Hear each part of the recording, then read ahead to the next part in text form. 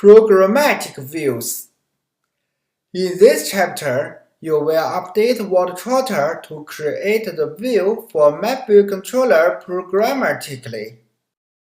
You will learn more about the view controllers and how to set up constraints and controls such as UI buttons programmatically. In main.storyboard, select the map view associated with MapView controller and press delete. Then open the MapView controller. Add a property named MapView. If you want to use AppKey MapView in your project, you'll need to import the MapKit first.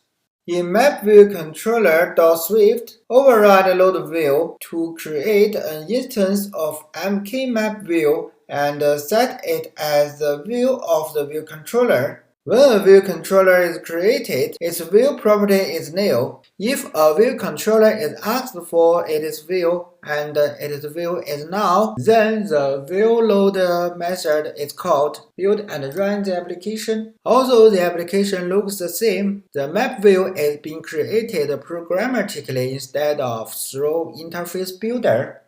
Programmatic constraints.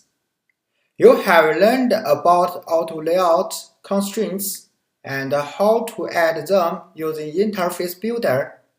In this section, you will learn how to add constraints to an interface programmatically. If your views are created in code, then you will need to constrain them programmatically.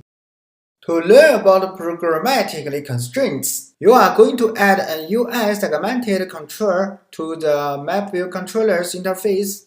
A segmented control allows the user to choose between a discrete set of options, and you will use one to allow the user to switch between map types, standard, hybrid, and satellite.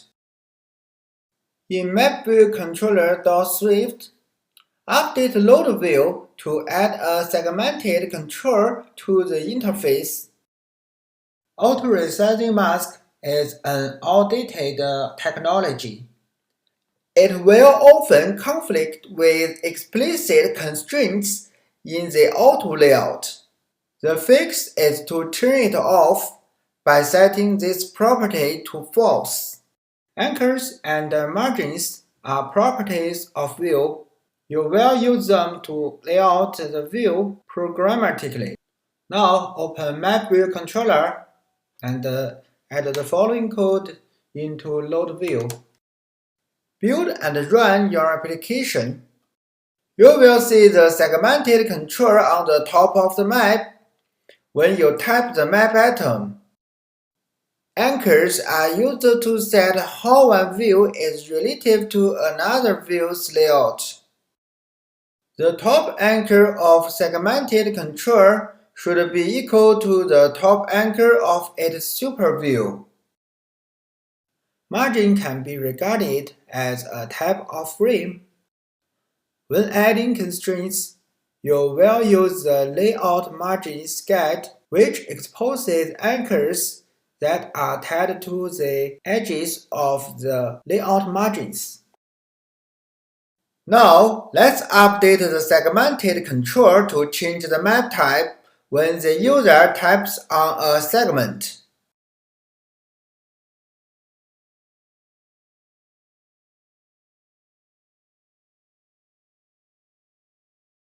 Segmented control and add target.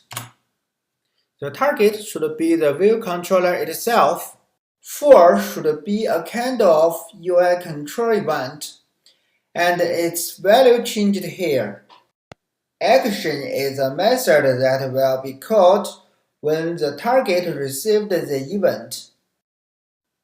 Now we need to define a method as a selector for this target, and then set the map type changed method as the selector for this action argument. Now let's build and run the application. Type map. Then try to change the map type by clicking the segmented control. Okay, that's all. Congratulations! You have learned to programmatically create a view controller. See you next time.